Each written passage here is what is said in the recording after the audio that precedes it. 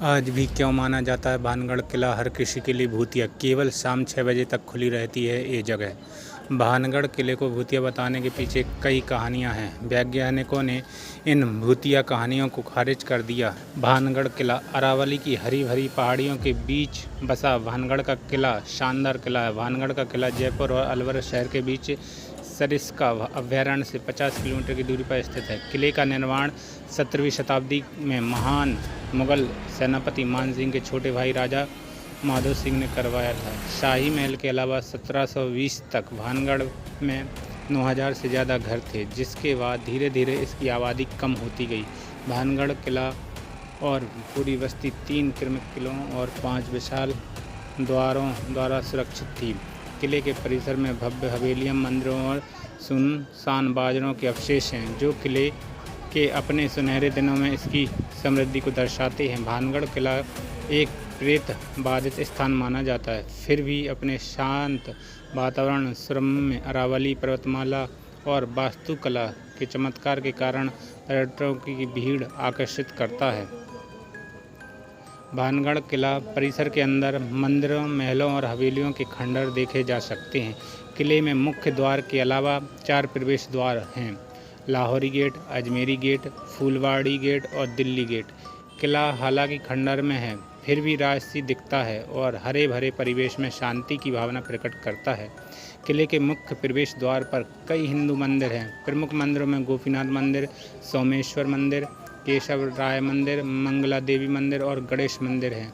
ये मंदिर 17वीं सदी की वास्तुकला और कारीगरी का एक उत्कृष्ट उदाहरण है। सभी मंदिर वास्तुकला की नगर शैली में हैं। यहाँ गोपीनाथ मंदिर भी है, जो 14 फीट ऊंचे चबूतरे पर बना है, जिसके पत्थरों पर उत्कृष्ट नक्काशी की गई है। मंदिर परिसर में मुख्य पुजारी का निवास भी है। इनमें सबसे प्रमुख नर्तकियों की हवेली, जो नृत्य करने वाली लड़कियों का घर था। किले की सीमा के सबसे आखिरी छोर पर शाही महल के खंडरों के साथ बाजार भी हैं।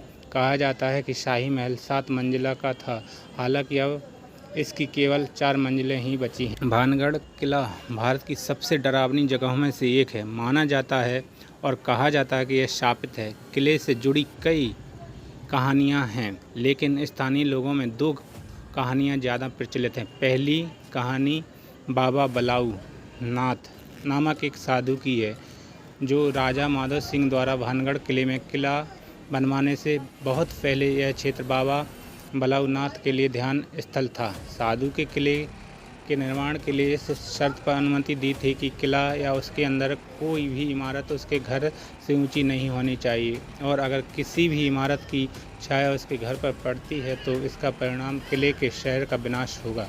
कहा जाता है कि माधो सिंह के पोते अजब सिंह ने इस चेतावनी को नज़रअंदाज कर दिया और किले की ऊंचाई बहुत बढ़ा दी, जिसके परिणाम स्वरूप छाया साधु के घर पर पड़ी, जिससे शहर का विनाश हो गया। दूसरी कहानी राजकुमारी रत्नावती से जुड़ी है, जो बहुत खूबसूरत थी और देश के शाही परिवारों से उसकी काले जादू में माहिर एक जादूगर को राजकुमारी से प्यार हो गया।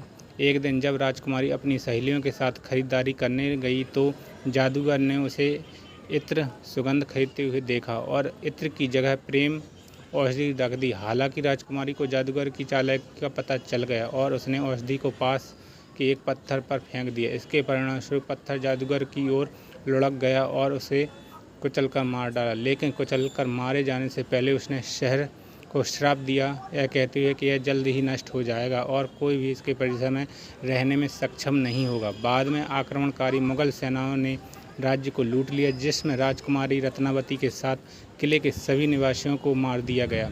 चूँकि इसे एक प्रेत बाधित स्थान माना जाता है, इसलिए भानगढ़ किला सूर्योदय से पहले और सूर्यास्त के बाद के लिए बंद रहता है। अगर दोस्तों यह वीडियो पसंद आए तो लाइक, शेयर व कमेंट जरूर करें और मेरे चैनल को सब्सक्राइब करें।